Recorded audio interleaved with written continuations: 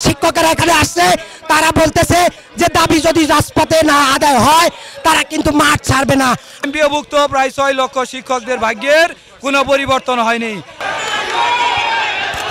জাতীয়করণ না করা ঘোষণা না আসা পর্যন্ত আমরা প্রেস ক্লাবের মাটি আমরা ছাড়ব না।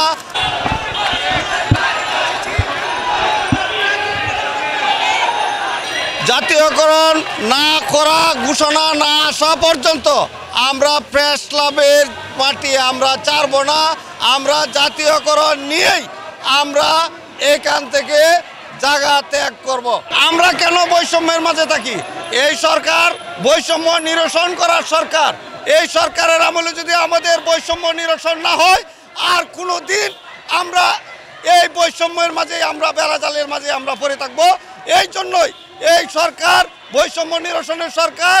আমরা এই সরকারের কাছে আমরা দাবি জানাই যেন আমাদের এই বৈষম্য অতি তাড়াতাড়ি এই বৈষম্য দূরীকরণ হয়।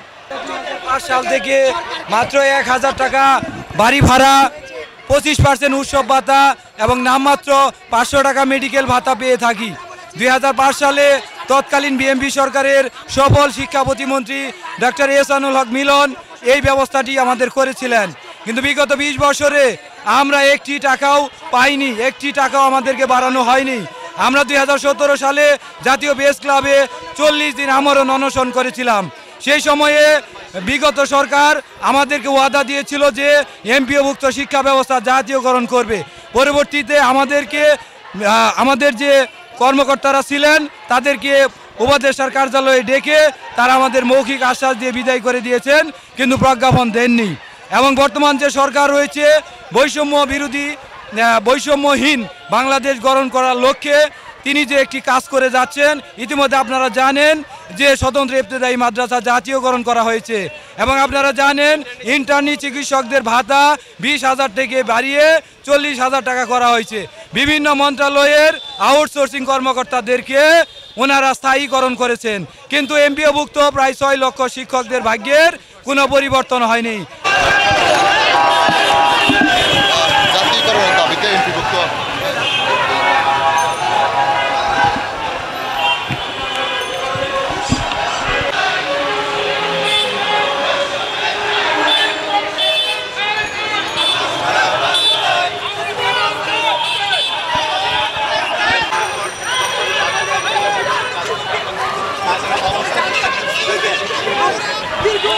ইলেকট্রনিক প্রিন্টমেন্টের ভাইদায় এবং প্রশাসনের ডিবি গোয়েন্দা সংস্থা এবং পুলিশ প্রশাসনের সদস্যবৃন্দকে আপনাদেরকে আন্তরিকভাবে ধন্যবাদ জানাচ্ছি যে রাজপথে আমাদেরকে একটা সুযোগ করে দিয়েছেন।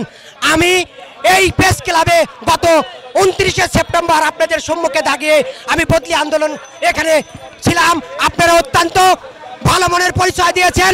আজকে আশা করি আমরা ভদ্রতার পরিচয় দেব, আপনারা ভদ্রতার পরিচয় দেবেন। আমাদের দাবি যদি বলেন যৌক্তিক না, আমরা রাজপথ ছেড়ে চলে যাব। আর যদি বলেন আমাদের দাবি যৌক্তিক, তাহলে আমাদেরকে সহযোগিতা করবেন। অবশ্যই আমরা এই জায়গা থেকে আপনাদেরকে সহযোগিতা চাই। আমরা যেন আমরা আপনাদের সাথে কখনো খারাপ আচরণ করব না। শিক্ষকেরা এখানে আসছে, তারা বলতেছে যে দাবি যদি রাজপথে না আদায় হয় তারা কিন্তু মাঠ ছাড়বে না। 12,000 টাকা আমাদের বেতন। এর থেকে আমার যে প্রতিষ্ঠানটা, আমার প্রায় 60 কিলো দূর থেকে আমি আসি, আমার যাতায়াত করে প্রতিদিন 200 টাকা। অন্য সরকারি চাকরিজীবী অনেক সুন্দর করে তারা বউ বাচ্চা সহ ঈদুল আজহা পালন করে, আর আমরা 1 কেজি গরুর মাংস কিনে আমরা বউ বাচ্চাকে খাওয়াইতে পারি না।